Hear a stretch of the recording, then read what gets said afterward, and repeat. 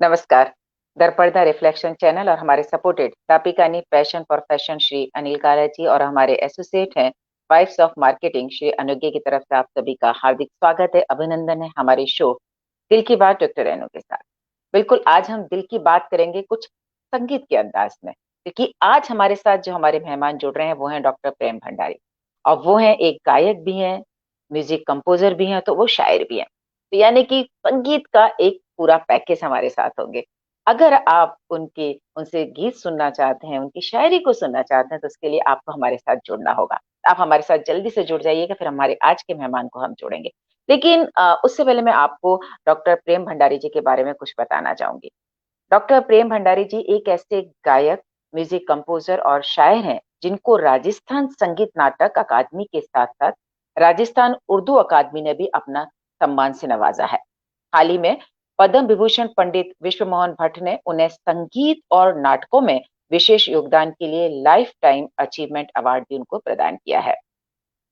Doctor प्रेम Bhandari Sukhadia university Udaipur के 33 वर्षों तक संगीत विभाग के हेड ऑफ डिपार्टमेंट रहे हैं।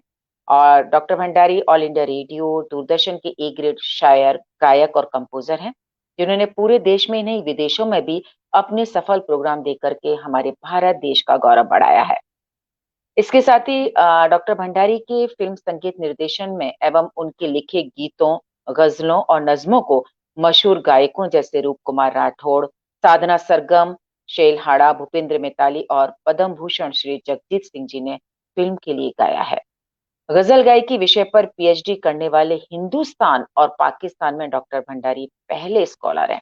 और इस विषय पर जो किताब आपने लिखी है, उसे हिंदुस्तान और पाकिस्तान के जिन प्रमुख शायरों और संगीतकारों ने गजल गायकी पर पहली किताब माना है, उनमें प्रमुख नाम है पद्म विभूषण पंडित राम नारायण, म्यूजिक डायरेक्टर पद्म भूषण नौशाद साहब, पद्म भूषण गुलजार साहब, पद्म भूषण जगजीत सिंह जी, पद्म श्री भूपेंद्र मिताली जी, राही मासूम रजा, रविंद्र जैन, कैसर उल जाफरी के साथ ही पाकिस्तान के डॉक्टर जमील जालवी, डॉक्टर सज्जाद मिर्जा, माजिद उल बाकरी और आदि प्रमुख हैं। हम बात करें तो आपके तकरीबन 35 नाटकों के संगीत निर्देशक आप रहे हैं।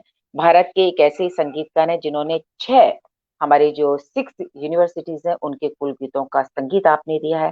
4 यूनिवर्सिटी है जिनके कुल गीत आपने लिखे हैं, जिनमें प्रमुख है सुखाड़िया विश्वविद्यालय, महाराणा प्रताप एग्रीकल्चर विश्वविद्यालय, जनजाति विश्वविद्यालय बांसवाड़ा, स्वामी दयानंद सरस्वती विश्वविद्यालय अजमेर, एग्रीकल्चर यूनिवर्सिटी कोटा, आप board of secondary education Ajmer.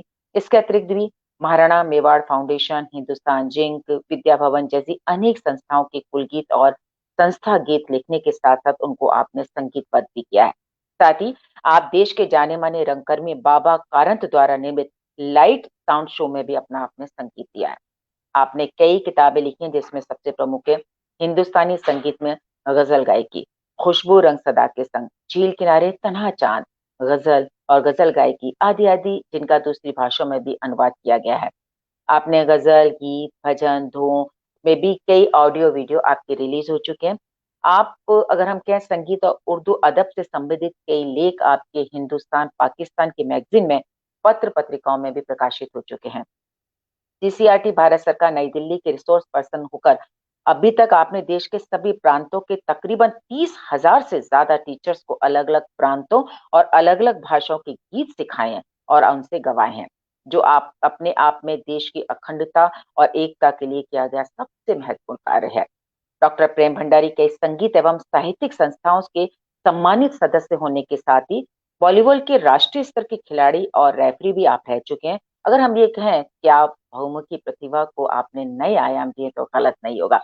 सबसे बड़ी बात, आपको अभी हाल ही में मेवाड़ गौरव अलंकरण सम्मान 2020 से आपको नवाजा गया है। आज हमारे साथ हैं ऐसी बहुमुखी प्रतिभा के धनी हमारे खास मेहमान डॉक्टर प्रेम भंडारी जी।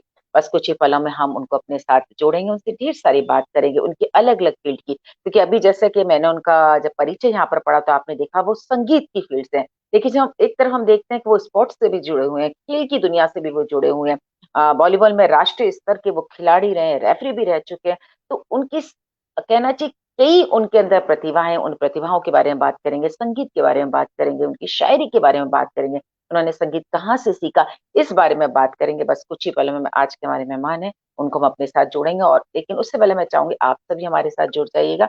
और करते हैं आज के हमारे शो में दिल की बात डॉक्टर रेनू के साथ, और हमारे खास मेहमान होंगे डॉक्टर प्रेम भंडारी। बस कुछ ही पलों में हमारे मेहमान, उनको हम अपने साथ जोड़ते हैं, लेकिन चाहूंगी आप जल्दी से जुड़ जाइएगा। क्योंकि उन्होंने जो लिखा है, उनकी जो गजल लिखी है, गीत उन्होंने लिखे हैं, उन गीतों को, गजलों को देखा जाए तो हमारे मशहूर गायकों ने गाया है। ध्रुव कुमार राठौड़ साहब ने उनकी गायकी में गाया है, साधना सरगम जी ने गाया है, शेल हाड़ा जी ने, भूपेंद्र मिताली जी ने, और श्री जगजीत सिंह जी ने गाया है। तो ऐसे बहु आयामी प्रतिभा के धनी प्रेम भंडारी जी हमारे साथ जुड़ चुके हैं।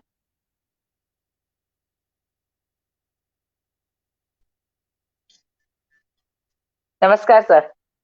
नमस्ते नमस्ते। सर, हमारे दर्पण द रिफ्लेक्शन चैनल और हमारे सपोर्टेड हैं दापिकानी passion for fashion Shri Anil Kala ji, हमारे एसोसिएट हैं wives of marketing Shri Anugya की तरफ से हम आपके स्वागत करते हैं, आपका हार्दिक अभिनंदन करते हैं हमारे शो दिल की बात डॉक्टर रेनू के साथ। सभी को मेरा नमस्कार, सलाम, आदाब।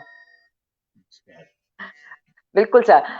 सर, जब हम आपका परिचय पढ़ते हैं तो उस परिचय को जी। जब हम देखते हैं तो जिसे कह सकते हैं कि संगीत का एक संपूर्ण पैकेज, म्यूजिक कंपोजर, गायक, शायर, तीनों चीज जी जी। आपके अंदर है।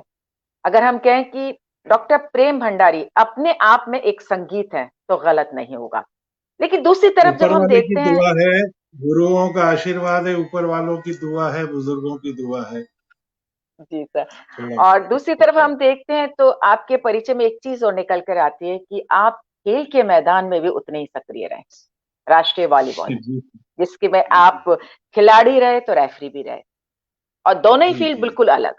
हम आपकी संगीत की बात करें, आपके खेल जी की बात करें, उससे पहले हम जानना चाहेंगे डॉक्टर प्रेम भंडारी जी के बारे में। आपका जन्म कहाँ हुआ, आपकी शिक्षा कहाँ हुई? जी। मेरा जन्म 23 सितंबर 1949 को उदयपुर में ही हुआ, और मेरी शुरू से आखिर तक जो कुछ शिक्षा थी, जो पढ़ाई हुई, वो उदयपुर में ही हुई। और संगीत की भी उदयपुर में ही मेरी पढ़ाई हुई। मेरे गुरुजी थे पंडित देवदत्त जी नादमूर्ति और दयानंद जी देवगंधर्व, और मेरे खेल के गुरु थे श्री चंद्र सिंह जी लोढ़ा। तो इन्होंने मुझे खेल भी सिखाया और ये म्यूजिक भी सिखाया, और शायरी में भी जो मुझे कुछ गाइडेंस दी, या जो कुछ मैंने सीखा था। उर्दू लिखना मैंने सीखा जनाब खुर्शीद जी से। उसके बाद खलील तनवीर साहब बहुत अच्छे शायर थे, तो उनसे मैंने कुछ लिखने की भी टेक्निक क्या होती है इसकी गाइडेंस और ये लेना कोशिश की, और धीरे धीरे चल गया कारवां। सर, अब सवाल ये आता है कि डॉक्टर प्रेम जी भंडारी जी का रुझान संगीत की तरफ कैसे हुआ? बहुत सारे फील्ड रहते हैं, उसमें से आपने संगीत को ही क्यों चुना? जी। देखिए, मेरे घर में तो या मेरे परिवार में कोई गाने वाला था नहीं। मदर थी, वो थोड़ा बहुत भजन गाती थी, जो बचपन में मैं उनसे सुनता था। शायद वही कोई असर रहा होगा कि संगीत की तरफ मेरा रुझान बढ़ा, और धीरे धीरे फिर मैंने संगीत की शिक्षा अपने गुरुओं से ली। गुरुओं के अलावा भी, वो भी हमारे गुरु होते हैं, जो हमारे सीना ब सीना सिखा के नहीं सिखाते हैं, लेकिन जिनको हम सुनते हैं बहुत कुछ। हम्म। उनको सुनने से भी बहुत कुछ सीखने को मिलता है, तो वो भी हमारे गुरु होते हैं। तो धीरे धीरे एक तरफ रुझान बढ़ा, और मैं संगीत की तरफ मेरा रुझान हुआ, और धीरे धीरे मैंने सोशियोलॉजी में वैसे एमए किया, फिर म्यूजिक में एमए किया, फिर म्यूजिक में पीएचडी की गजल गायकी पे। तो इस तरह से परिवार में मेरा कोई नहीं था जो संगीत से कहीं जिसका दूर दूर तक रिश्ता हो। बस मदर थोड़ा गाती थी, वो सुर में गाती थी, मुझे बाद में लगा ये, क्योंकि अच्छा लगता था उनका गाना। वैसे भी सर कहते हैं ना कि जो कानों को अच्छा लगे वही मधुर संगीत होता है। जी, वही है जो संगीत का मतलब ही है कि जो मन का रंजन करे, बिल्कुल। जो मन का रंजन करे वही संगीत है। और बिल्कुल। संगीत तो वो बड़े बुजुर्ग कहते हैं, सभी लोग कहते हैं कि ईश्वर प्राप्ति का सबसे आसान जो तरीका है, जो रास्ता है, वो संगीत है। क्योंकि इसमें देखिए, ईश्वर किसी ने देखा तो है नहीं, सुना है उनके बारे में, उसका वजूद है, ये भी है। ईश्वर प्राप्ति का मतलब मैं ये सोचता हूँ कि आपकी जिंदगी में परम सुख, परम आनंद का जो क्षण होते हैं, वो ईश्वर प्राप्ति के होते हैं। और संगीत के जरिए आप वही सुख, चरम सुख की प्राप्ति करते हैं। और जब आप खुद गाते हैं या आप खुद कुछ बजाते हैं, तो खुद तो वो एहसास करते ही हैं, प्लस जो सुनते हैं वो भी इस बात का आपको एहसास आपको दिलाते हैं कि उनको बहुत अच्छा लग रहा है, अच्छा खुश करते हैं। बिल्कुल, जी आपने बिल्कुल सही कहा ये बात सर कि कहते हैं ना, प्रभु से अगर तारतम्य आपको बनाना है, उनसे अपने जी आप जी अपनी रूह को उन तक पहुंचाना है, तो संगीत सबसे बड़ा माध्यम बन जाता है। क्योंकि जी जी संगीत जी हमारे साथ जुड़ा हुआ है। और मैं अक्सर कहती जी हूँ जी एक बात को, आप ज्यादा इस बात को कह पाएंगे कि सही कहती हूँ या गलत कहती हूँ। मेरा मानना यह रहता जी है कि हमारी जिंदगी के, जी सर प्लीज सर, सर आप कुछ कह रहे जी थे। नहीं नहीं नहीं, आप बोलिए। क्योंकि सर मेरा मानना ये रहता है कि संगीत की जब हम बात करते हैं, हमारी जिंदगी में हमारे आसपास संगीत ही रहता है। हम जब बारिश जी की बूंदें गिरती हैं तो वो भी टिप टिप करके गिरती हैं, उसमें भी एक मधुर संगीत होता है। और जी संगीत का जी जी मतलब होता है एक निश्चित लय और ताल। और आपने सही कहा कि जी जी कुदरत का दिया हुआ खूबसूरत संगीत हमारे साथ है, हमारे दिल की धड़कन। क्योंकि जी, जब वो देखिए ना, धड़कती आपको है। जो आपने कहा लय की बात, हमारा दिल भी लय में धड़कता है। हाँ, हमारी बिल्कुल नब्ज सर। है, वो एक हाँ, लय में धड़कती है। सूरज चांद एक लय में चल रहे हैं, और जब ये लय बिगड़ जाती है तो आप सब कुछ जानते हैं खत्म क्या हो होता जाता है। है, सब कुछ, जी जी सर, सब कुछ खत्म हो जाता है। तो संगीत से जी तो हमारा जुड़ाव जिस दिन हम जन्म लेते हैं तब से ही हमारे साथ हो जाता है, बल्कि बस हम ये इतना कि पहचान नहीं पाते हैं। जी सबसे बड़ी जी बात जी सर, जी हम जानते हैं कि हिंदुस्तान पाकिस्तान में डॉक्टर भंडारी जी पहले स्कॉलर रहे थे जिन्होंने गजल गायकी विषय पर पीएचडी। तो इसी विषय जी को जी। आपने पीएचडी के लिए क्यों चुना, क्या कारण? देखिए, मैंने क्लासिकल सीखा अपने गुरुओं से, जी। लेकिन उस जमाने में उसके साथ साथ मैं गजल भी सुनता था।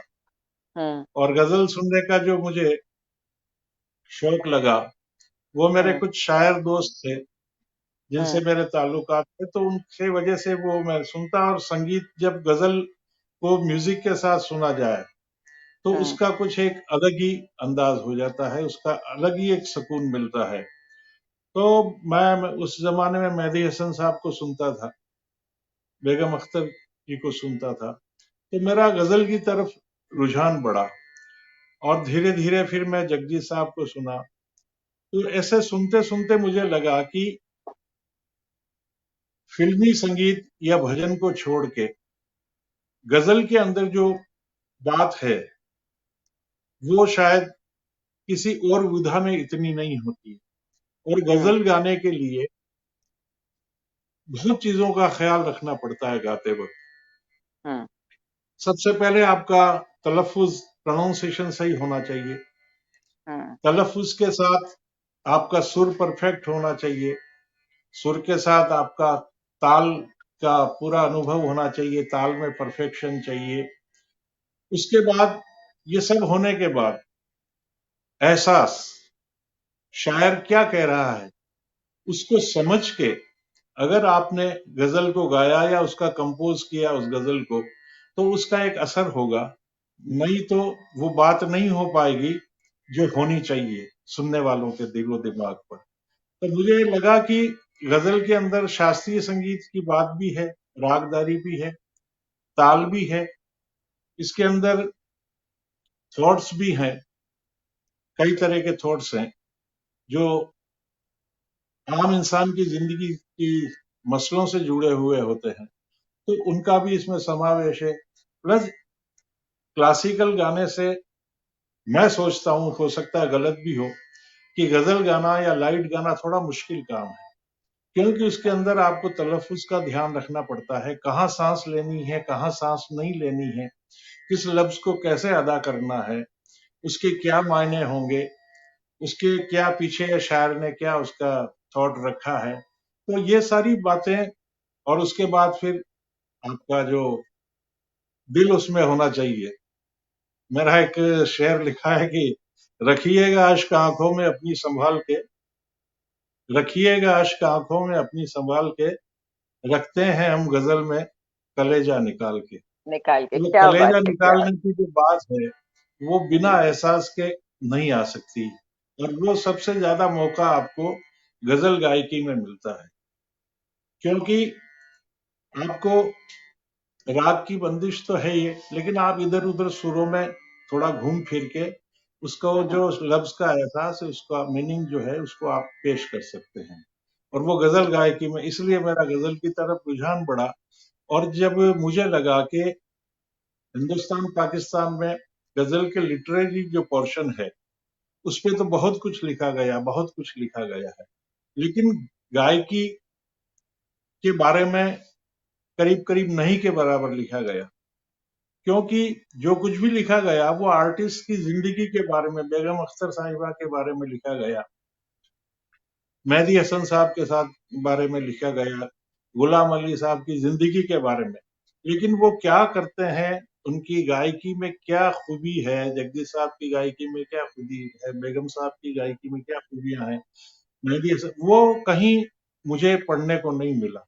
इसलिए मैंने मेरे गाइड से, जो डॉक्टर बी एल शर्मा थे जयपुर में, उदयपुर में तो उस वक्त पीएचडी होता नहीं था हम्म। म्यूजिक में, तो मैंने उनसे जिक्र किया, तो उन्होंने कहा कि ये बहुत अच्छा टॉपिक है, आप इसी को तो वो लीजिए। तो मैंने फिर वो टॉपिक लिया और इस पे काम करना शुरू किया। और जो बरसों का अनुभव था सुनने का, मुझे थोड़ा बहुत गाने का भी, तो वो सारा मैंने फिर कोशिश की कि अपने इस पीएचडी वर्क में, इस किताब के अंदर उसको समझ सकूं।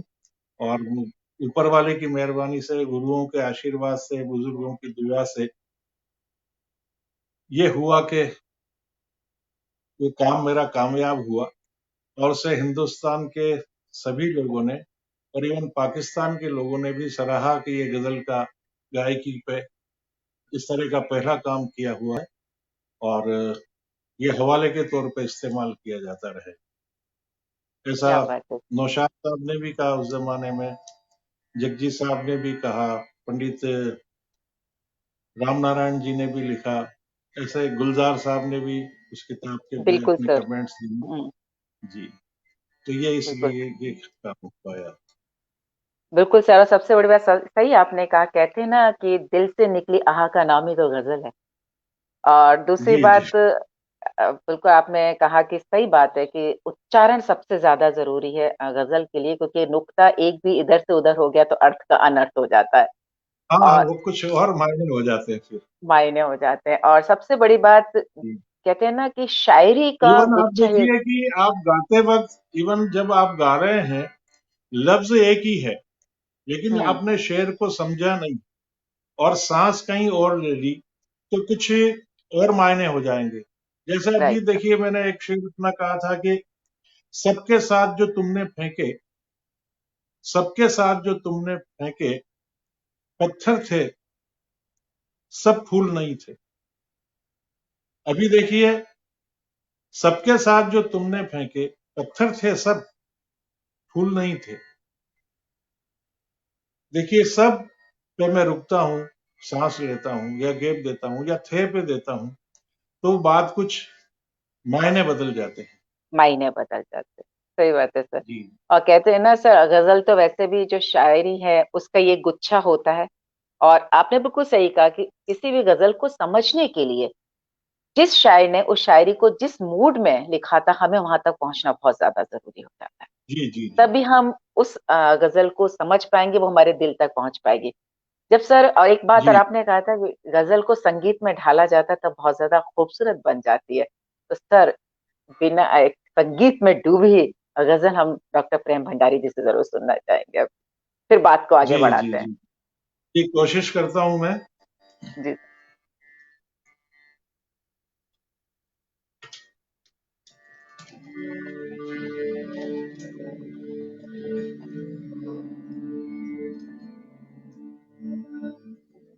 देखिए, मेरी एक गजल जो मैंने उसको धुन में बांधा है, और महफिल अभी शुरू ही हुई है, जी। अभी मौजूद भी है ये। बड़ी छोटी बहर की दो दो चार चार लफ्ज हैं एक एक मिसरे में, और कुछ कहने की कोशिश की है। वक्त की कमी की वजह से, क्यों बातें बहुत करनी है, जी एक दो सर। शेर सुनाता हूँ। डेफिनेटली। आइए बैठिए आमने सामने, आइए बैठिए आमने सामने, गुफ्तगू कीजिए, गुफ्तगू कीजिए आमने सामने, आइए बैठिए आमने सामने।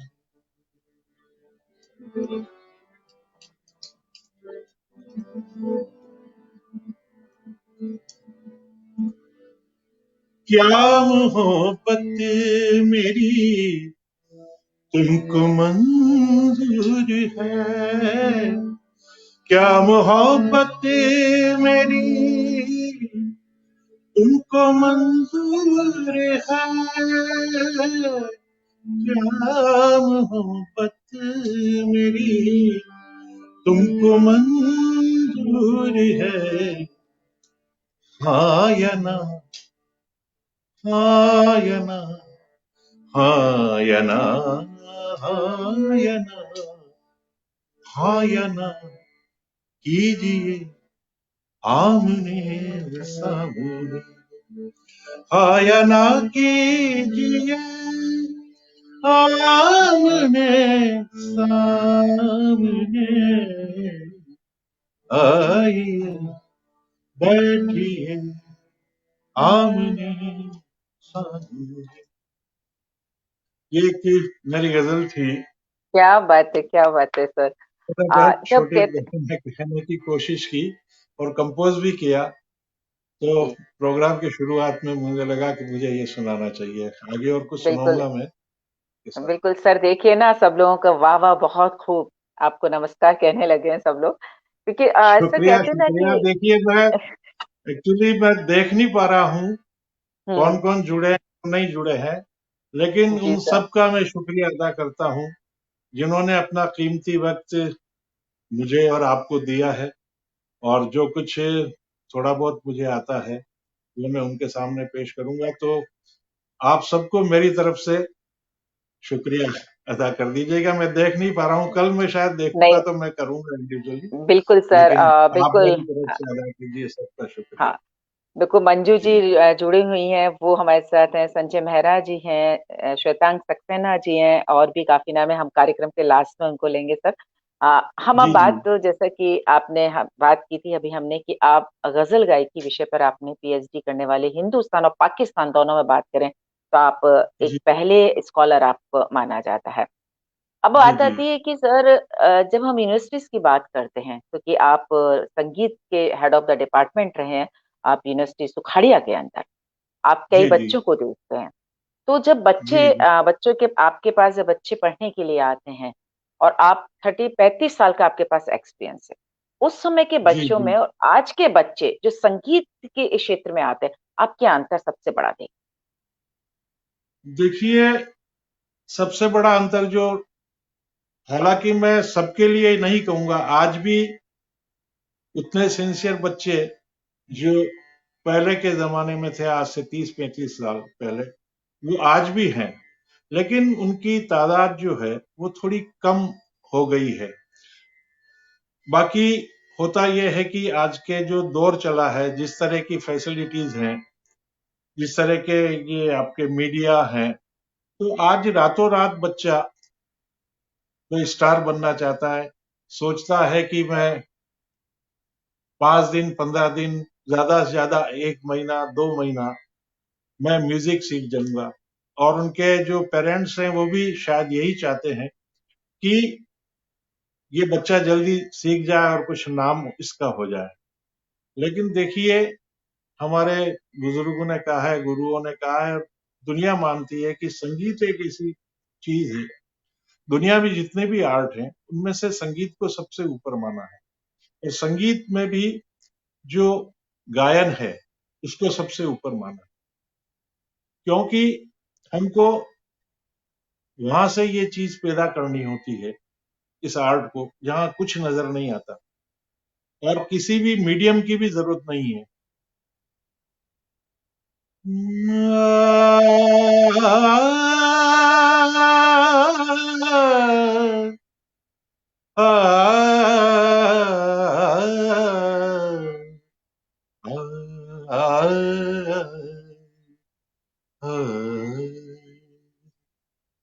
देखिए, कोई हारमोनियम नहीं, कोई तबला नहीं, कोई इंस्ट्रूमेंट नहीं, लेकिन आप इसको असर पैदा कर सकते हैं। तो बिल्कुल। ऐसी चीज को सीखने में वक्त तो लगेगा, और इसीलिए हमारे बड़े बुजुर्गों ने कहा है, गुरुओं ने कहा है कि 7 जन्म भी कम है।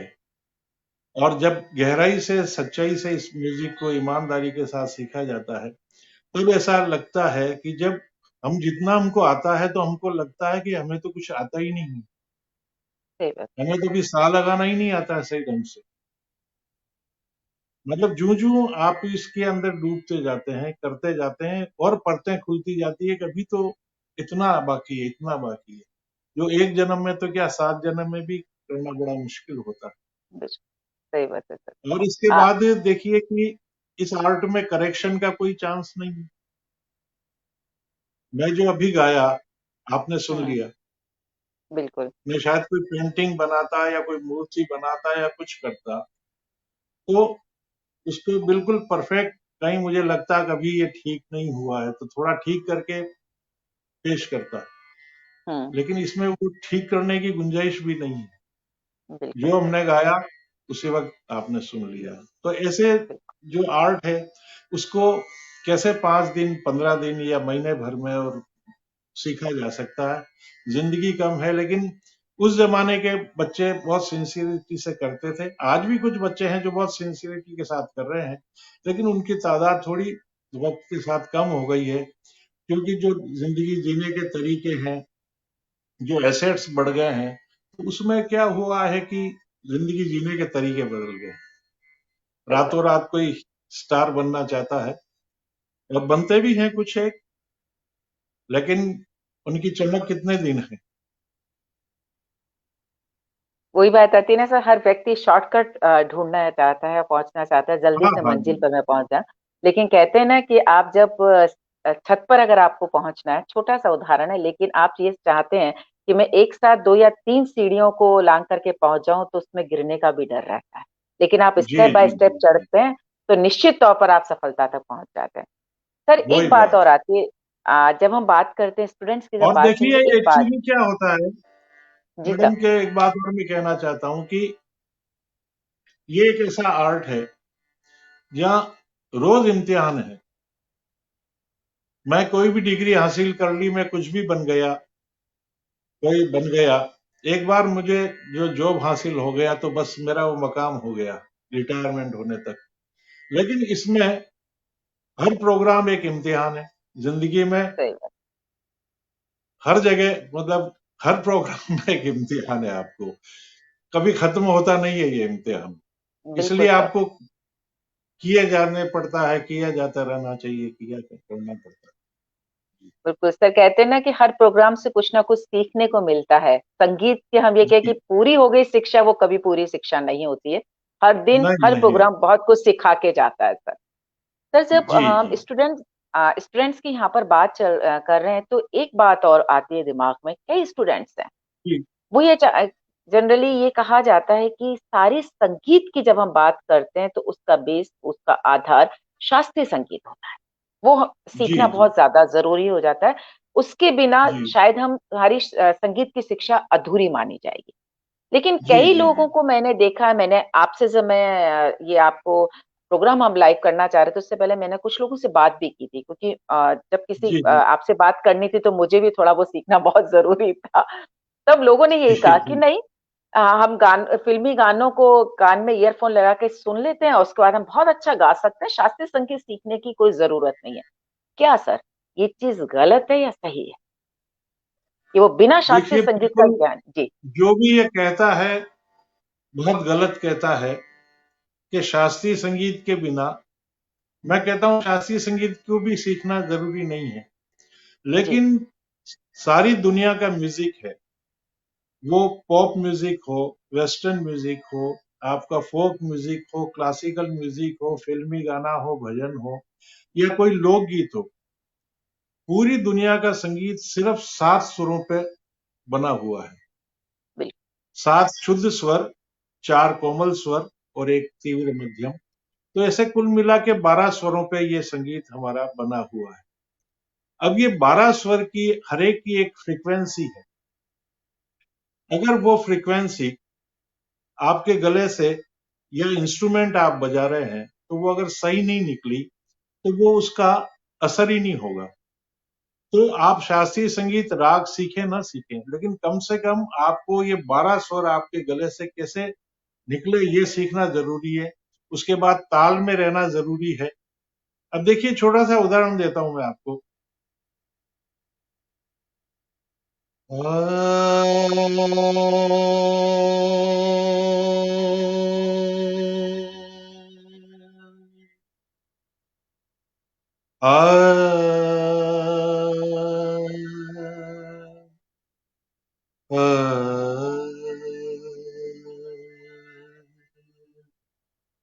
अब सुनिएगा आप।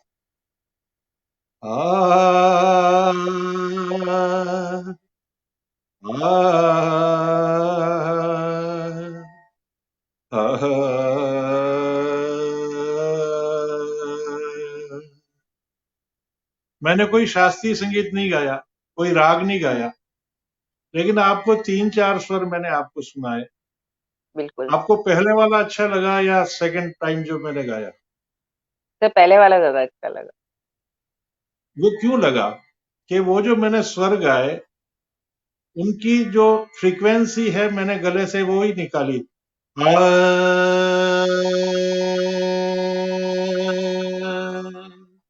और दूसरी बार गाया।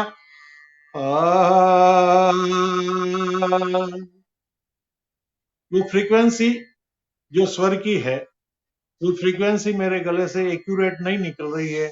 मान लो सा की फ्रीक्वेंसी 240 है, 240 है, तो कभी वो 242 निकल रही है, 242, कभी 235, कभी 237। 240 जब निकलेगी, तभी वो आपके कानों को अच्छा लगेगा। हर स्वर की एक फ्रीक्वेंसी होती है, वो आपको गाने के साथ अपने गले के साथ रियाज करके उन 12 ही स्वरों को साधना होता है।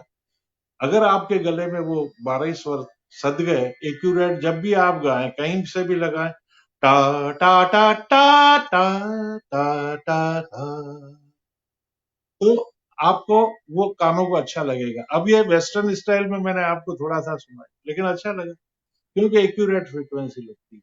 तो बिल्कुल। संगीत सीखने के लिए शास्त्रीय संगीत कोई राग सीखे ना सीखे, लेकिन कम से कम ये 12 स्वर लगाना सीखना उसको आना चाहिए जरूरी। उसके आगे फिर करेगा राग शास्त्रीय दिखेगा तो वो आगे की बात है। तो ताल और सुर में होना बहुत जरूरी है। बिल्कुल, और संगीत का नाम ही यही है, ताल ताल और लय के साथ जो गाया जाए वही संगीत हो जाता है। इसलिए जी, तो जी। उसका नाम और संगीत उसके पड़ा है साथ कि फिर लय। भावना, इमोशंस। इमोशंस तो बहुत जरूरी है सर, क्योंकि वो जो दिल जी, से जी। बात निकलती है ना, तो वो अपने आप ही दिल तक पहुंच जाती है। अब बात बस आती वही है बात। सर कि बिल्कुल सर, जब हम आपका परिचय पढ़ते हैं तो आपकी लिखी गीतों को, गजलों को, नज्मों को मशहूर गायकों ने गाया है, जिसमें नाम है रूप कुमार राठौड़ साहब का, साधना सरगम जी का, शैल हाड़ा जी का, भूपेंद्र मिताली जी जी, का, जी। और पद्म भूषण श्री जगजीत सिंह जी। आपकी जी, जी। लिखी हुई जो शायरी हैं, गीत हैं, नज्म हाँ, है, मेरी लिखी उनको। हुई भी है और मेरा म्यूजिक कंपोज किया हुआ भी जी। है। जो हाँ। मेरे म्यूजिक में इन लोगों की मतलब मेहरबानी हुई कि मेरे म्यूजिक के मेरे कंपोजिशन को इन्होंने अपनी आवाज दे के उसे नवाजा, उसको और खूबसूरत बिल्कुल। बनाया। तो सर, जो हमने इतने बड़े बड़े भी यहाँ पर नाम लिए गायकों के और आपकी लिखी नज्म और गीतों को उन्होंने गाया, उनमें से जी जी एक गीत या नज्म हम चाहेंगे आप थोड़ा सा गुनगुना दें तो। जी जी।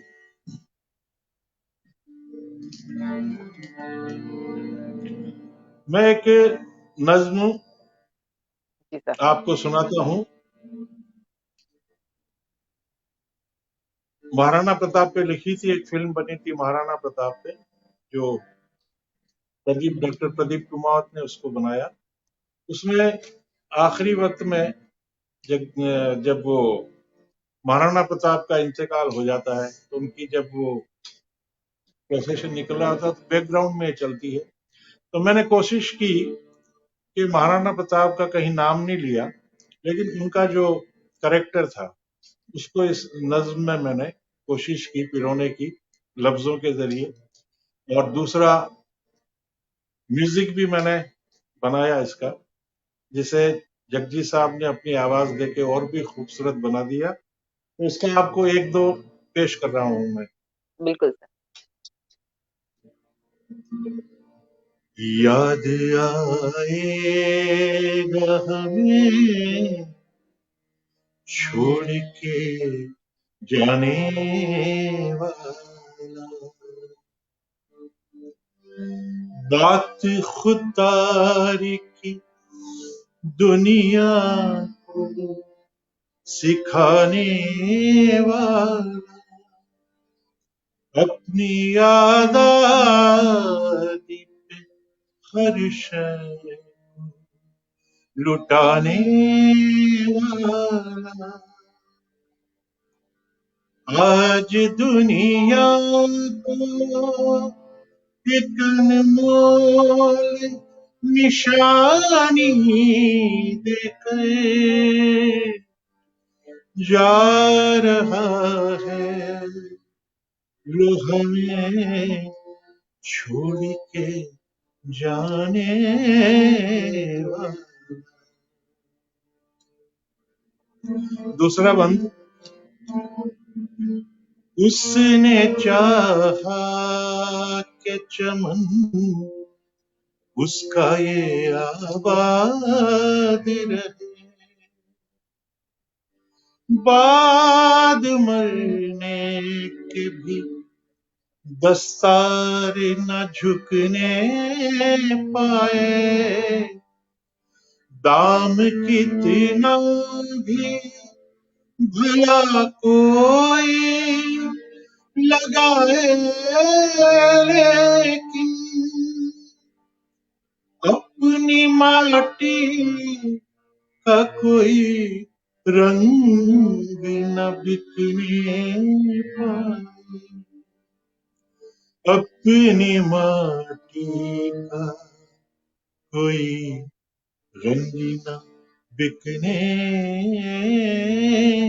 पाए। आखिरी बंद,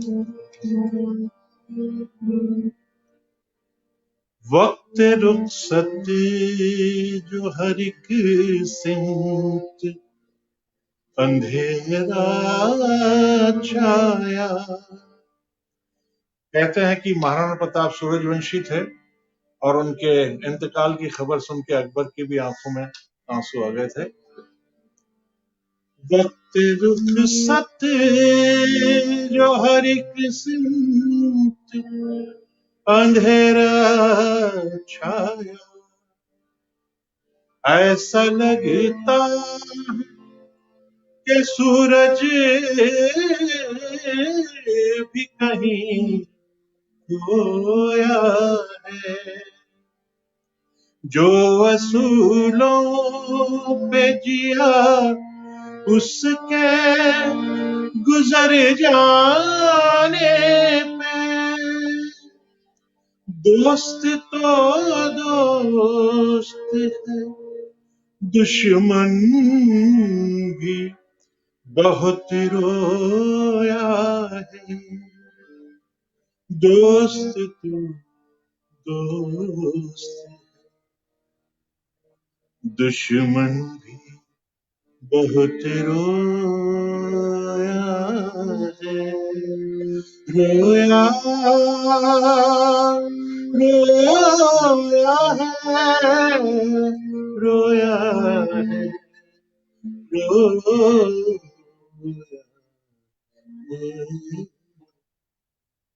याद आएगा हमें छोड़ के जाने वाला। तो ये नज्म क्या बात है मैंने सर। लिखी, कंपोज की, और जगजी साहब ने अपनी आवाज से इसे और भी ऊंचाइयां अता की। जब आप गा रहे थे सर तो वास्तव में लग रहा था कि दिल से निकल रहा है, और जिस तरीके से उस समय की जो सिचुएशन होगी वो हमारी आंखों के सामने आ जाती है। हम लोग बिल्कुल खो जाते हैं इस बात में। एक हमारे पास जी जी मैसेज जी आया है सर कि जी श्वेतांश जी का है कि वाकई बहुत प्रमुख बात आपने बताई है कि 12 सुरों का ज्ञान होना, ताल, लय, सुर और हाव भावी गायन का वास्तविक अध्ययन है, और इसी से संपूर्ण संगीत इसमें ही समाया हुआ है। जी, पूरी दुनिया का संगीत इन 12 स्वरों में है। जी सर। जी सर जब अब बात करते हैं, जैसे अभी आपने गायकी की बात करें, गीतों की बात करें, संगीत की बात करें, जब हम जी जी फिल्मों की तरफ देखते हैं तो जो पुरानी फिल्मों का संगीत है, आज की फिल्मों का जी जी संगीत है, जी अगर ये जी कहें कि बहुत ज्यादा अंतर आ चुका है तो शायद गलत नहीं होगा। जी आपको जी क्या जी लगता है सर कि क्या आज का जो संगीत है वास्तव में दिल को छू लेने वाला है? देखिए, पहले जो पिक्चर्स में म्यूजिक होता था, फिल्मी संगीत, उसमें से आप समझिए 100 फिल्मों के संगीत में या 100 गाने बनते थे, तो उसमें से मैं सोचता हूँ कि 80 गाने, 80% का जो म्यूजिक था वो आज भी हमको याद है। और हमारी आज की जनरेशन भी जब किसी कंपटीशन में या टीवी शो में जाती है तो उन्हीं गीतों को गाती है। 80% जो गीत बिल्कुल उस सर। जमाने, वो गीत एक अगरबत्ती की तरह मैं मानता हूं कि थे। धीरे धीरे जले वो, खत्म हो गया उनका टाइम, लेकिन उनकी महक आज भी मौजूद है। और आज के गीत फुलझड़ी की तरह हैं। 2 मिनट के लिए आपको अच्छे लगेंगे, चमक होगी, और फिर आप कल देखेंगे कि कौन सा गीत है, क्या है, भूल जाएंगे। तो ये एक बहुत बड़ा फर्क है पुराने गीतों में और आज के संगीत में। हालांकि आज भी कुछ पिक्चर्स ऐसी हैं जिनमें, लेकिन वो आपके समझिए कि 5%, पहले 80% होता था उनका, क्योंकि उसमें देखिए गाने वाले का रियाज होता था, कंपोजर का उसमें पूरा डिवोशन होता था, और ये बार बार प्रैक्टिस करके उसको गाया जाता था। बिल्कुल। अलग अलग ट्रैक नहीं होते थे, सबको एक साथ बैठ के रियाज करना होता था, और फिर वो उसकी रिकॉर्डिंग होती थी। आज क्या होता है कि कंपोजर ने कंपोज कर लिया, तबला वाला तबला बजा जाएगा, कीबोर्ड वाला कीबोर्ड, पीछे से म्यूजिक हो जाएगा, गाने वाला आएगा, 5-7 मिनट में एक एक लाइन करके उसको गा लेगा। बिल्कुल सर। तो उसमें आप देखिए वो कहाँ दिल कहाँ से आएगा। और कंपोजिशन भी आज की देखिए, जिंदगी में आज से 40-50 साल 60 साल पहले जो जिंदगी जीने के तरीके थे, आज वो तरीके बदल गए हैं। हमारे खान पान में, पहनने में, बातचीत करने में, जिंदगी के हर तौर तरीके में एक अलग बात पैदा हो गई है। तो नेचुरली म्यूजिक में भी वो असर आएगा ही। लेकिन फिर भी कुछ लोग हैं कि, मेरा एक शेर है कि दिल में है रहमो करम लब पे दुआ रखी है, रखिए। दिल में है रहमो करम लब पे दुआ रखी है, अब भी पुरखों की वो तहजीब बचा रखी है। बचा रखिए, बिल्कुल सर।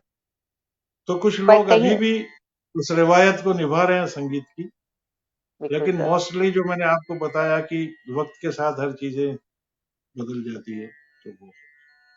क्योंकि सर आज का जब संगीत सुनते हैं तो ऐसा लगता है कहीं ना कहीं आत्मा उसमें से अलग निकाल दी गई है, और जब पुराना संगीत हम सुनते हैं तो लगता है कि उसमें आत्मा समाहित है, और इसीलिए शायद वो उन गीतों को इसीलिए देखिए सदाबहार कि थे। आप, मैंने आपसे एक छोटी सी बात कही कि आज का ट्रेंड रिकॉर्डिंग का क्या हो गया, गाना बनने का। म्यूजिक डायरेक्टर ने बनाया, म्यूजिशियन एक आया कि आपको ये पीस बजाना, उसने आया वो हाँ, पीस उसी वक्त 2 मिनट में करके बजा दिया। गाने वाला आया, उसने क्या लाइन है, टरे टटारे टारे रारे टारे रारे रा, उसने इतना सुना, 2 बार उसको गा लिया और रिकॉर्डिंग कर ली, रिकॉर्ड हो गया। अगर उसमें थोड़ा बहुत कहीं कुछ हो भी गया, मान लो मिस्टेक हो गई सुर में या क्या, तो आजकल इतना मशीनें और ये सारी इतना एडवांस हो हाँ, गया रिकॉर्डिंग सिस्टम कि कोई ज्यादा करने की जरूरत नहीं होती है। तो जब जरूरत। इससे आप डूब के 50 बार उस गाने को जब रिकॉर्डिंग से पहले आप नहीं गाएंगे तो वो बात आप में कहाँ से आएगी। बिल्कुल आप सही बात। उसमें डूब ही नहीं पाए जो आप पोइट्री गा रहे हैं, जो कुछ कर रहे हैं। हालांकि अभी कुछ लोग हैं जो कोशिश करते हैं, मैं 100% नहीं कहूंगा कि ये ऐसा हो रहा है, असर आता है उनमें, लेकिन ज्यादातर ये सिस्टम हो गया आज। बिल्कुल सही कहा आपने, क्योंकि मेल फीमेल जब गा रहे हैं तब भी मेल अपना पार्ट गा के चले जाएंगे, फीमेल अपना गा के चली जाएंगी, फिर उसको बाद में मर्ज हाँ कर दिया हाँ हाँ। जाता है। तो एक जो जी आप जी। कहते हैं ना, तालमेल, वो तालमेल की कमी थोड़ी सी अलग ताल हो में जाती नहीं है। है, वो एहसास की बिल्कुल थोड़ी सी कमी कमी होती हो है। जाती है, होती है सर। जी और जी। सर इसीलिए शायद जो पुराने गीतों को हम और सदाबहार गीत आजकल एक कहते बहुत हैं। बड़ी बात और है कि आजकल के 90% गीत में हाँ हाँ, सुनने वालों के पैर चलते हैं। सही बात है। और कुछ पुराने जो गाने होते थे उस जमाने के, उसमें लोगों का सर चलता था, पैर नहीं सही बात चलते है, थे। जी। क्योंकि वो दिल से जुड़ जाते थे गाने सर। जब दिल से गाने जुड़ते हैं तो वो हमारी रूह तक पहुंच जाते हैं, और जब रूह तक कोई चीज और आप पहुंचती है तो देखिए सबसे पहले सर हिलता है। आज भी आज भी वो गाने मतलब उतनी ताजगी लिए हुए थे। जिस तरह से बिल्कुल। हमारे क्लासिकल राग जो है, शास्त्रीय राग, हजारों साल पहले बने। अब देखिए, सारे ग प ध सा, सा ध प ग रे, सा ध सा रे ग रे ग प ग रे सा। अब ये भूपाली राग है, 5 स्वरों का राग। मेरे ख्याल से 400-500 साल या कितने ही साल हो गए, कुछ पता नहीं कह सकते हैं। ये 5 स्वर का ही राग है और इसके अलावा आप कुछ नहीं गा सकते हैं। लेकिन आज भी जब ये राग को गाता है कोई, तो वही ताजगी है। उस अंदाज से इसका कंपोजिशन बनाया, इस राग के सुरों को बनाया, इसका चलन ऐसा बनाया कि वो ताजगी आज भी बरकरार है।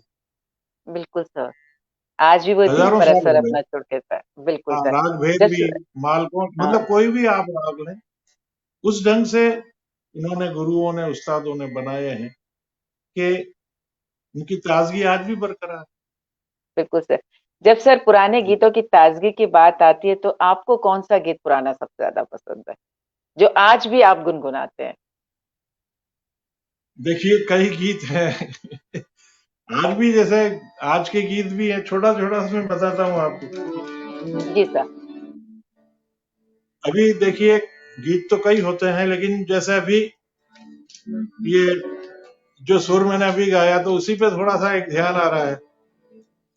याद किया दिल ने, कहा हो तुम, झूमती बहार है कहाँ हो तुम, प्यार से पुकार लो जहां तुम, प्यार से पुकार लो जहां। याद किया तूने, कहा हो तुम, याद किया तूने, कहा हो तुम।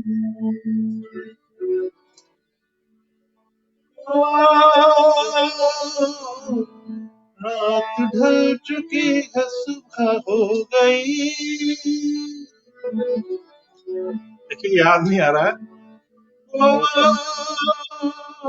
रात ढल चुकी है, सुबह हो गई, मैं तुम्हारी याद लेके सो गई,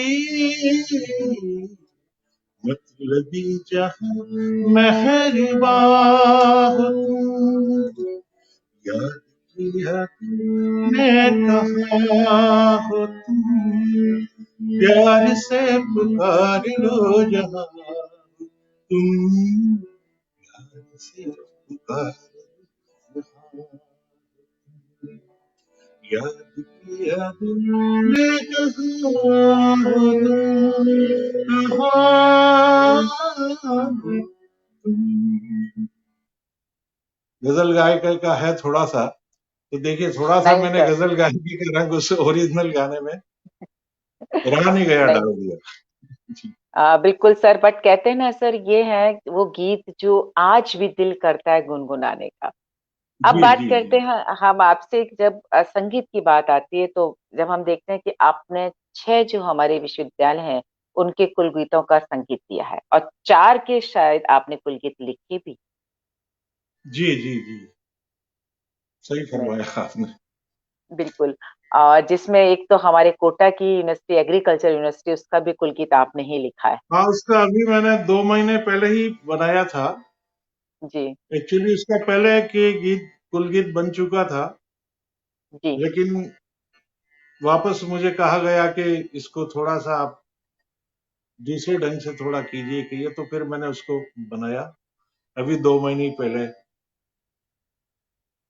तो बिल्कुल। उसके बाद पहले मैंने एग्रीकल्चर यूनिवर्सिटी उदयपुर का बनाया, फिर बांसवाड़ा जनजाति विश्वविद्यालय का बनाया, अजमेर महर्षि दयानंद यूनिवर्सिटी का गीत बनाया, सुखड़िया यूनिवर्सिटी का गीत मैंने बनाया।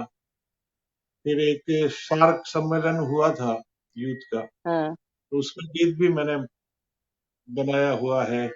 बोर्ड ऑफ सेकेंडरी एजुकेशन का कुल गीत है, वो भी अजमेर का, वो भी ऊपर वाले ने मेरी झोली में ये सब डाले हैं। बिल्कुल, वो भी हाँ आपने बनाया। और सबसे पहले जो लाइट साउंड शो होता है बाबा कारंत द्वारा जो किया जाए, उसका भी संगीत आपने ही बनाया है। हाँ जी, उसी में मैंने। वो भी आपने बनाया है। अब थोड़ा सा संगीत की दुनिया से हटते हैं और आप बात करते हैं हाँ, और खिलाड़ी। करीब 35 रेस के म्यूजिक भी करीब करीब मैंने दिए हैं आप फुल बिल्कुल लेंथ सर। प्ले में, जो हाँ। जिसमें कुछ ब्लाइंड बच्चों ने प्ले किए, उनके म्यूजिक भी दिया है। फिर जी। जी। 3-4 भारतीय लोक कला मंडल जो इंटरनेशनल इंस्टीट्यूशन है कठपुतली के नाम से और फोक म्यूजिक के नाम से, तो उन्होंने हम्म। 3-4 ये अपना टैगोर का किया है, हम्म। विवेकानंद किया था, तो कठपुतली शो किए, तो कठपुतली शो का म्यूजिक भी पूरा करीब करीब मैंने ही किया है, पूरा ही म्यूजिक बिल्कुल। सगे से कुछ किया है। क्योंकि हम जब देखते हैं तो आपका कि कोई शायद संगीत का ऐसा फील्ड नहीं है जहाँ पर डॉक्टर प्रेम भंडारी जी का ने काम नहीं किया हो। अब थोड़ा सा कहते हैं ना, शायर, म्यूजिक कंपोजर और गायक डॉक्टर प्रेम भंडारी जी से हम थोड़ा सा दूर होते हैं, और अब बात करते हैं जी खिलाड़ी डॉक्टर प्रेम भंडारी जी। जी संगीत जी और खिलाड़ी, फिर खेल की जी तरफ इस तरीके से कैसे रुझान आपका, क्योंकि आप राष्ट्रीय स्तर वॉलीबॉल के आप खिलाड़ी रहे हैं, रेफरी भी आप रह चुके हैं। जी इसके जी। बारे में हम जानना चाहेंगे। देखिए कि इंसान की जिंदगी में कब क्या टर्न आता है कुछ पता नहीं लगता है। मैं स्कूल में जब पढ़ता था, 65-66 की बात होगी, तब मैं गाता था, और उस वक्त जो टूर्नामेंट होते थे डिस्ट्रिक्ट लेवल स्टेट लेवल के, तो वो टूर्नामेंट के साथ ही दिन को तो गेम्स के टूर्नामेंट होते थे, और रात को होते थे म्यूजिक के प्रोग्राम कंपटीशन, जैसे फोक सॉन्ग है, फोक डांस है, लोकगीत है, सिंपल गाना है। तो मुझे मेरे स्कूल की तरफ से वहां भेजा गया था गाने के लिए। तो अच्छा, उस जमाने में मेरी आवाज, मतलब जो उसको अच्छा गाना मानते थे स्कूल में, जो बहुत ऊपर खींच सके आवाज को, तो ऊपर वाले ने वो थोड़ी मुझे दी थी कुव्वत, तो मुझे वो स्कूल से भेजा था कंपटीशन के लिए, तो कंपटीशन में मैं फर्स्ट भी आया था। एक फोक गीत गाया था मैंने, तो वो दिन को अब क्या करवा रहा वो, तो रात को होगा तो दिन को एक वॉलीबॉल का मैच हो रहा था। तो उस वक्त पैसे ऐसे भी कम होते थे तो खिलाड़ियों भी बहुत लिमिटेड ले जाते थे, तो एक खिलाड़ी को किसी को चोट लग गई, तो अब वो 6 खिलाड़ी खेलते हैं तो 5 से ही टीम चल रही थी, तो मैं वहां मैच देख रहा था। तो हमारे गेम्स के एक टीचर थे, उस एक फिजिकल इंस्ट्रक्टर, तो उन्होंने मुझे हाथ पकड़ के खड़ा कर दिया वहां छठे की जगह, जिसको लग गई वो बाहर गई। मैं मुझे तो कुछ, मैं देखता तो था, तो वो देखा तो कैसे हाथ ऐसे करके कर दे तो 2-4 बॉल मेरे पास आ गई, मैंने लगाया हाथ और ऊपर वाले की मेहरबानी से वो चली गई ठीक दूसरे के कोर्ट में। तो मेरे वो गेम्स के जो थे टीचर शंकर लाल जी वैष्णव, तो वो जब हम आए उदयपुर बाहर से, तो उन्होंने कहा संगीत अंगीत छोड़ दे, तू गाना आ जा, गाना तुम गाना गाओ तो ये खेलना शुरू करो। तो मुझे वो खेल में डाल दिया, तो खेल में भी इंटरेस्ट आने लगा। तो वो थोड़ा म्यूजिक के साथ फिर ये खेल का भी चल गया। फिर मैं उस जमाने में माउंट आबू में कोचिंग कोचिंग कैंप होते थे, जहाँ एक्सपर्ट आते थे सिखाने, तो 21 दिन के लिए मुझे वहां भेजा। तो उसमें अच्छा परफॉर्मेंस हो गया तो मेरा उसमें शौक लग गया, तो खेल के साथ साथ फिर ये म्यूजिक के साथ खेल भी मैं उसमें इन्वॉल्व हो गया, और वो एक चलता रहा सिलसिला। ठीक। हाँ, क्योंकि हम जो देखते हैं आप सिर्फ, जी सर, आप सिर्फ जो खेले ही अकेले नहीं भी है। मतलब 10 साल तक वो, 10 साल पहले ही मेरे छूटा है थोड़ा सा वो गेम, लेकिन मैं मेरी 60 की एज तक मैं करीब उसको कंटिन्यू किया मैंने गेम्स को। क्या बात अभी है मैं सर। जाता हूँ ग्राउंड पे जाता हूँ, खिलाड़ियों हम्म। से मिलता हूँ, मतलब सप्ताह में एक आध बार जाना होता है, मिलना होता है, देखता हूँ, करते हैं। वो कहते हैं ना शौक सर, छूटा नहीं होगा। सर बोल कहा भी जाता है ना कि संगीत हमारे दिल को सुकून पहुंचाता है, तो अगर हम खेलते हैं तो हमारा शरीर फिट रहता है। तो दोनों ही चीजें जी आपकी जी ऐसी हैं कि आप दिल से तो संगीत को और खेल से। और मैं जब खेल की बात करती हूँ, सिर्फ आप एक खिलाड़ी ही नहीं रहे, बल्कि आप रेफरी बन करके, आपने इसमें जी। रेफरी भी आप रह चुके हैं वॉलीबॉल हाँ, में। मैंने एग्जाम यही नहीं। एग्जाम पास पास किए एग्जाम। और जी। एशियाड का जब हुआ था, एशियाड का, तो उसमें भी मेरा पार्टिसिपेशन हुआ था एज ए जी। रेफरी, और नेशनल रेफरी भी रहा मैं। तो ये अलग अलग देखिए, दोनों फील्ड बिल्कुल अलग हो जाती हैं सर। एक जी फील्ड जी संगीत, एक फील्ड खिलाड़ी। लेकिन संगीत की बात करें, वहां भी चाहे गजल की हो, गीत की हो, नज्म की हो, संगीत की हो, शायरी की हो, समय डॉक्टर प्रेम भंडारी जी का अपना बहुत ही प्रतिभा, जिसे कहना चाहिए, हर जगह पे उनकी दिखाई देती है। खेल के मैदान की बात करते हैं तो वॉलीबॉल में वहां भी आपकी प्रतिभा दिखाई देती है। तो हम कह सकते हैं कि पूरा एक पैकेज डॉक्टर प्रेम भंडारी जी हैं, चाहे संगीत की बात कर लें, चाहे खिलाड़ी की हम बात कर ये ऊपर वाले का है। लें। ये पैकेज सर, ऊपर वाले ने बनाया है। नहीं सर, ब्लेसिंग तो जरूरी होती है बुजुर्गों के ऊपर वाले की, लेकिन कहते हैं ना, देखिए वो तो हमें है ही है, खुद को भी गुरुओं के, प्रयास। मैंने आपको बताया ना, देखिए कि जो हम्म। जो कुछ भी है हम्म। वो गुरुओं का दिया हुआ है, और हमारे बुजुर्गों का जो आसपास में रहते हैं उनका हम्म। आशीर्वाद, और गुरुओं का है। फिर आपको उसको थोड़ा सा सजाना संवारना तो पड़ता ही है, मेहनत तो करनी पड़ती है, बिना मेहनत के कुछ होता नहीं। तो वो तो सही बात है, प्रयास और मेहनत दोनों बहुत ज्यादा जरूरी हो जाती है। सर, जी बात करने का बहुत सारा और भी बात करने का मन है, लेकिन कहते हैं ना कि एक टाइम लिमिट हमारे सामने आ जाती है। हम ये जान जी चलते जी चलते आपसे कहना चाहेंगे कि जो आज की नई पीढ़ी, वो इस जी जी संगीत के क्षेत्र में आना चाहती है, आप उनको क्या जी जी। संदेश दें? देखिए, मैं ये मानता हूं कि जिस जमाने में हमने गाना सीखा, उस जमाने में गाने को इतना अच्छा नहीं मानते थे काम, क्या गाना बजाना कर रहे हो ये। मैं तो जैन फैमिली से हूं, तो मुझे बहुत ये सुनना पड़ा। लेकिन आज वो बात नहीं है। आज के दौर में हर माँ बाप अपने बच्चों को म्यूजिक सिखाना चाहता है, और उस जमाने के कंपैरिजन में आज के जमाने के बच्चों में कंपैरिजन बड़ा है, मतलब जो है औसतन सीखने वालों की संख्या बड़ी है। लेकिन बात यही है कि एक दिन 15 दिन या गर्मियों की छुट्टियों में बच्चे को आप भेज देंगे सिखाने माँ बाप, तो वो नहीं आएगा। ये एक रेगुलर प्रोसेस है जो सालों साल चलता जाता है। आज भी हमको रियाज करना पड़ता है, नहीं तो जंग लग जाएगा गले में। रेगुलर हम नहीं करते हैं। अब इतने सालों के बाद भी जब कुछ प्रोग्राम करना होता है या गाना होता है तो आपको रियाज करना पड़ता है। उसके लिए आप कुछ लिख रहे हैं तो नया लिखना पड़ेगा, क्योंकि एक मकाम बना लेना मुश्किल काम है। आपका मकाम बन भी गया, लेकिन उस मकाम पे टिके रहना राइट सर, बहुत मुश्किल काम। वो बड़ा मुश्किल काम है। तो ये मुश्किल काम है टिके रहना। तो आज के जो नई जनरेशन है, मैं सिर्फ यही कहना चाहूंगा कि ना करें न करें, लेकिन जो काम करें दिल से करें। आप म्यूजिक सीख रहे हैं, नहीं सीख रहे हैं कोई बात, आप जो भी काम कर रहे हैं। मैं तो मजाक में अपने बच्चों से कहता हूं कि भाई आप कोई गलत काम भी कर रहे हैं, गलत से काम मान लो कि आप कोई मान लो जेब काट रहे हैं, एक उदाहरण देता हूं मैं उनको, उसमें भी आपको इतना परफेक्शन होना चाहिए कि आप जिंदगी में कभी पकड़ में ना आए। सही तो बात। जो काम आप कर रहे हैं, हालांकि मैं नहीं कहूंगा जेब काटना सीखे, नहीं नहीं नहीं, लेकिन एक उदाहरण देता है जिससे, देखिए कई बार बिल्कुल। आपको गलत उदाहरण देके बच्चे को बात बहुत जल्दी समझ में आ जाती है।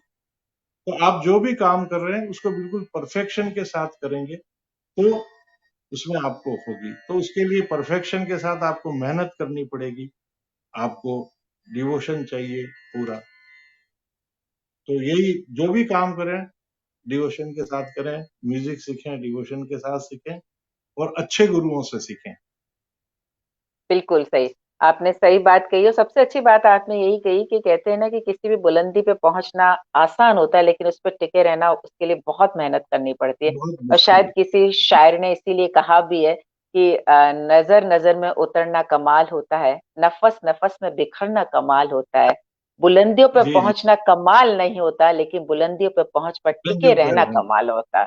बिल्कुल, तो बिल्कुल ये चीज बिल्कुल। बहुत जरूरी है। सर एक बात और मैं जानना चाहूंगी। अभी आपने बच्चों का जिक्र किया, आपने कहा आप जिस परिवार से आते हैं वहाँ गाने के उसमें ये परंपरा नहीं थी, आपकी मदर हाँ, उस भजन गाती जमाने थी, में लेकिन आज से उस जमाने, हाँ, 60-65 साल पहले। बड़ी जी। आज जब हम बात करते हैं, डॉक्टर प्रेम भंडारी जी संगीत का संपूर्ण पैकेज है, गायकी भी है, शायरी भी है, म्यूजिक कंपोजर भी है।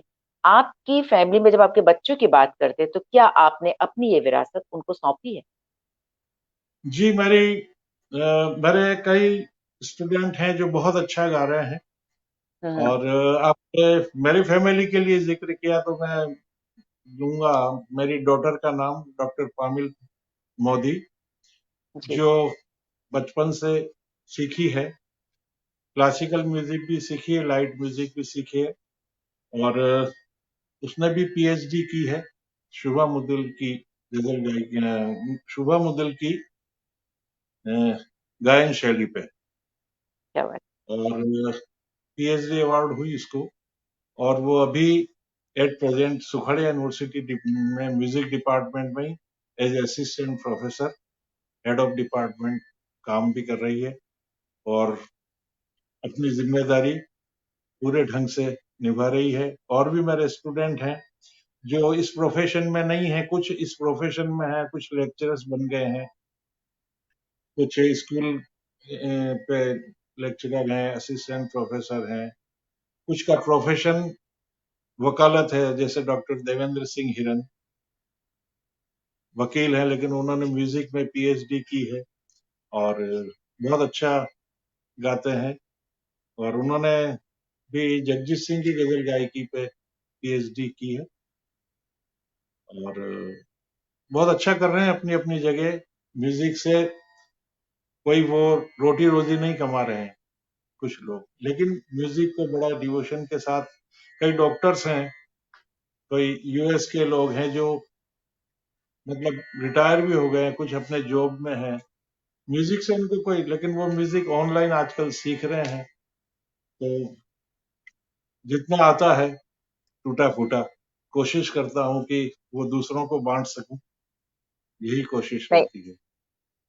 सर, जिनके आप गुरु हैं, हमें निश्चित तौर पर है कि वो लोग दिल से गाते होंगे और संगीत के साथ जरूर न्याय करते होंगे, क्योंकि जब हम डॉक्टर प्रेम भंडारी जी को देखते हैं, उनको सुनते हैं, तो हमें निश्चित है हम संगीत को लेकर के कि नहीं, जो हमारी विरासत जिन हाथों में आप सौंपे हैं बिल्कुल सुरक्षित हाथों में है। सर, संगीत की बात चल रही है, अगर प्रोग्राम को ऐसे ही खत्म कर देंगे तो लगेगा कुछ अधूरा सा रह गया प्रोग्राम तो हम, क्योंकि सर अच्छा कहते हैं ना, अच्छा। संगीत एक ऐसी चीज है, और कि गाने हम सुनते रहें, और गाना तो दिल को सुकून पहुंचा देता है। तो सर, आज के इस प्रोग्राम को हम खत्म करेंगे बहुत ही खूबसूरत आपकी आवाज में, एक आपका सबसे पसंदीदा जो गीत है उसके साथ। जी जी। उसके पहले मैं आपको दो चार शेर सुनाना चाह रहा हूँ। देखिए, डेफिनेटली शायरी सर। की थोड़ी कम बात हुई। पहले जो उर्दू पोइट्री या गजल थी, ऐसा जी। कहा जाता है, और था भी, 90% शायर वही करते थे कि वो शराब, हुस्न, हाँ। इश्क। लेकिन इस आज पे के रहता दौर है। की शायरी और शायर का बिल्कुल आम जिंदगी से जुड़ी बातें हैं। हम्म। तो मैं कुछ आपको अपने शेर सुनाता हूँ, जी। जो मैंने कहने की कोशिश की है कुछ हटके। कि सूरज कभी जो पीठ पे आके खड़ा हुआ, सूरज कभी जो पीठ पे आके खड़ा हुआ, कहने लगा ये साया भी तुझसे बड़ा हूं मैं। क्या बात सूरज कभी जो पीठ पे आके खड़ा हुआ, कहने लगा ये साया कि तुझसे बड़ा हूं मैं। और शेर देखिए क्या कि मैं अलग अलग शेर सुना रहा हूं आपको, क्यों है। वक्त बिल्कुल कम सर। है। जी चाय सर। की पहली प्याली पे दुनिया की बाबत जान लिया, चाय की पहली प्याली पे दुनिया की बाबत जान लिया, और पड़ोसी के घर के हालात मुझे मालूम नहीं। क्या बात। जिंदा रहना एक हुनर है, हर लम्हा मरने का डर है। अखबारों के बिगड़े चेहरे, पढ़ो कहीं से बुरी खबर है। और देखिए कि सच का जहर लबों से उगलना पड़ा मुझे, सच का जहर लबों से उगलना पड़ा मुझे, फिर यूं हुआ सलीब पे चढ़ना पड़ा मुझे। और शंकर बना के लोग मुझे पूछते रहे, मजबूरियों में जहर निगलना पड़ा मुझे। क्या। बहुत खूब। और सूरज से पूछा है रोकर रेत पे चलने वालों ने, सूरज से पूछा है रोकर रेत पे चलने वालों ने, पांव तले ठंडक कर दी है किसके पांव के छालों ने। और नाकामी की गर्द लिए चेहरे पे जब घर लौटा था, नाकामी की गर्द लिए चेहरे पे जब घर लौटा था, हमदर्दी से थकन बढ़ा दी और मेरी घर वालों ने, हमदर्दी से थकन बढ़ा दी और मेरी घर वालों ने। और रंजो गम से जो बेखबर होता, काश ऐसा भी कोई घर होता। रंजो गम से जो बेखबर होता, काश ऐसा भी कोई घर होता। और ये जलालत ना झेलनी पड़ती, बाहुनर से जो बेहुनर होता। रंजो गम से जो बेखबर होता, काश ऐसा भी कोई घर होता। क्या और बात। आखिर में आपको एक दो तीन शेर सुना देता हूं मैं, बिल्कुल साहब। एक गजल के, जो मैंने ही कहने की कोशिश की अभी, बहुत पिछले महीने ही कही है, 10-15 दिन ही हुए हैं उसको कहे। जिसका एक शेर मैंने पहले आपको सुनाया था, बस दो शेर सुनाता हूं उसके, बिल्कुल साहब। और आखिर है प्रोग्राम का, तो थोड़ा भैरवी के अंदाज में उसको पेश कर रहा हूं। बिल्कुल।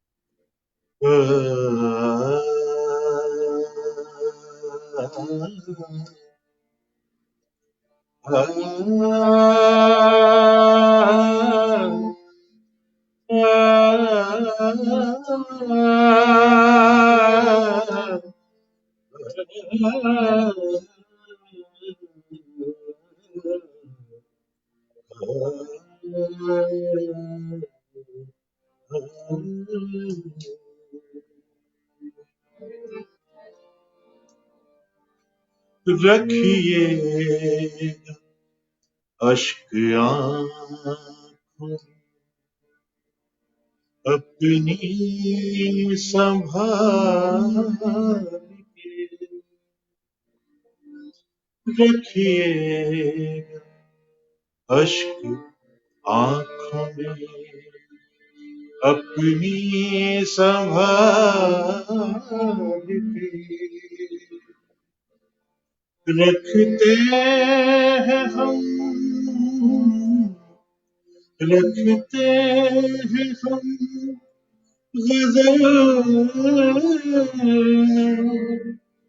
कलेजा निकाल के कलेजा निकाल के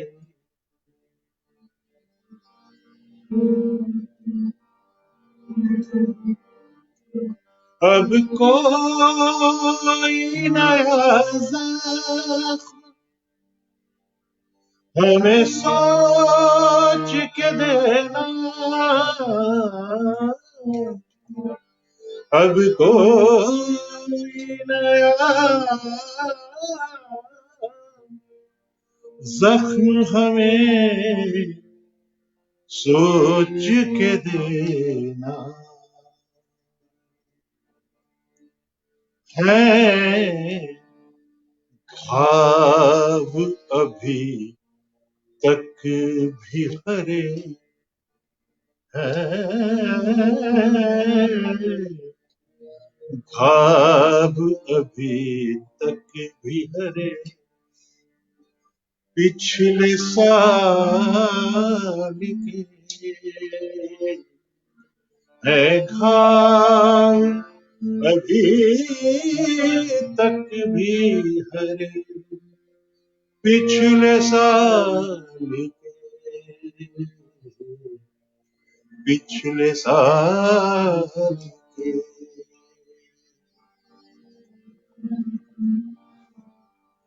दुश्मन की सोच में भी सलीका गजब का था दुश्मन की सोच में भी सलीका गजब का था दुश्मन की सोच में भी सलीका गजब का था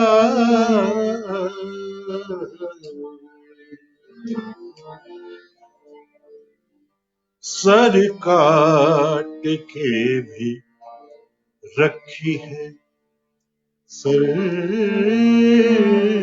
काट के भी रखी है सर काट के भी रखी है पगड़ी संभाल के सर काट के भी रखी है पगड़ी संभाल के रखिएगा अश्क आँखों में अपनी संभाल के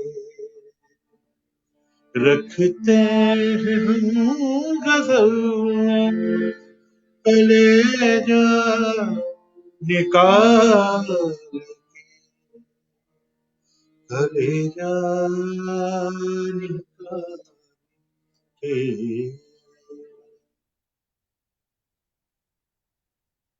तो ये कोशिश की मैंने आपको नहीं कम वक्त में सर, बहुत खूब। अपनी अच्छा, कहते हैं ना। जी सर। जी सर, कहा जाता है ना कि संगीत का आसमान बहुत विस्तृत है। उसको हम मात्र 1 घंटे में नहीं समेट सकते। क्योंकि जी संगीत जी पर अगर जी चर्चा की जाए तो वो भी चर्चा भी खत्म नहीं हो सकती। संगीत सुनने की बात आती है तो ऐसा लगता है कि कानों को जो मधुर लग रहा है उसको तो हमेशा ही सुनते हैं। पर कहा जी जाता है ना जी कि कुछ समय की सीमाएं आ जाती हैं जो सारी चीजों को बांध करके हमारे रख देती हैं। और आज की जी जी भागती जी दौड़ती जिंदगी में तो हम लोगों को ही बांध के रख दिया है इस समय ने, बिल्कुल। और जी जी इसलिए सर, जी आज आप हमारे साथ जुड़े। मैं दर्पण द रिफ्लेक्शन चैनल, हमारे सपोर्टेड हैं दापिकानी passion for fashion Shri Anil Kala ji. हमारे एसोसिएट हैं जी वाइफ्स ऑफ मार्केटिंग श्री अनुज्ञा की तरफ से आपका हम शुक्रिया अदा करते हैं कि आपने हमारे कार्यक्रम में दिल की बात डॉक्टर रेनू के साथ में आकर के संगीत के बारे में इतनी जी। अच्छी बातें की। सबसे खास बात जो हमारी नई पीढ़ी। जी सर, आप कुछ कह रहे थे। मैं भी, देखिए, आपने मुझे याद किया, इतना वक्त दिया, और आपके ऑर्गेनाइजेशंस के जितने भी मेंबरान हैं, सबका नाम मुझे याद नहीं है, उन जी सबका मैं सर। तहे दिल से शुक्रिया अदा करता हूं। और खास तौर से जो हमारे व्यूअर्स हैं, उनका भी बहुत बहुत शुक्रिया कि उन्होंने मुझे, जो कुछ भी मेरे पास टूटा फूटा था, कोशिश की मैं उसे आपके सामने पेश करूं। और सब गुरुओं के आशीर्वाद से होता है। जो अच्छा होता है वो गुरुओं का आशीर्वाद, उनका दिया हुआ है। और जो कुछ गलत होता है, जो कुछ गलत हमारे लफ्ज निकल जाते हैं या जो कुछ गलत सुर लग जाते हैं, वो सब हमारे अपने हैं। हमारे बिल्कुल। गुरुओं का उसमें कोई लेना देना नहीं है। तो आप सबका, आपके ऑर्गेनाइजेशन के हर मेंबरान का, सब व्यूअर्स का, मैं भी बहुत तहे दिल से शुक्रिया अदा करता हूं कि आज के जमाने में कहते हैं कि कोई आपको पैसा दे देगा, कुछ भी दे देगा, वो कर देगा, लेकिन वक्त देना, वक्त बड़ा कीमती है आज के दौर में हर इंसान का। तो सही बात। इन्होंने, आपके व्यूअर्स ने जो वक्त दिया, आपने जो वक्त दिया, उसके लिए बहुत बहुत शुक्रिया, बहुत बहुत शुक्रिया। अपनी दुआओं में याद रखिएगा। सर, सबसे बड़ी बात तो ये सर, हम आपका शुक्रिया अदा करते हैं, धन्यवाद कहते हैं कि सर आपने हमें वक्त दिया। क्योंकि सर, संगीत को लेकर के बहुत सारी बातें होती हैं।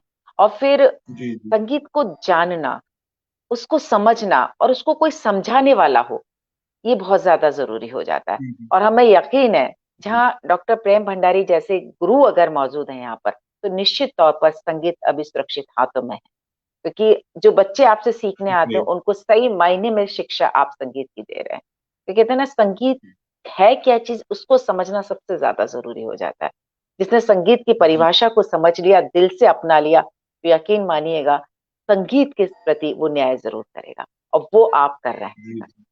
इसलिए सर धन्यवाद और शुक्रिया तो हम आपका अदा करते हैं सर, कि आज इतनी अच्छी शुक्रिया, बातें की आपने। शुभ रात्रि, बहुत बहुत शुभ शुक्रिया। रात्रि sir. Thank you sir, thank very much sir. तो दोस्तों, ये थे हमारे साथ डॉक्टर प्रेम भंडारी जी, जो कि उदयपुर से हमारे साथ जुड़े थे। संगीत की बहुत सारी बातें की, हम उनके साथ गुनगुनाए, उनके गजल को हमने सुना, गीतों को हमने सुना, उनके बारे में बहुत सारी बातों को जाना। देखिए, कहते हैं ना, एक घंटे में हम बहुत सारी चीजों को समेट नहीं सकते। सिर्फ कुछ मोतियों को आज चुनने की हमने यहाँ पर कोशिश की। जो हमारे साथ यहाँ पर जुड़े थे, हम उन सभी का दिल से धन्यवाद करते हैं। सरिता जी का, कृष्णा जी का, और बाकी और भी व्यूवर्स जो हमारे साथ, उन सभी को हम थैंक्स कहना चाहते हैं।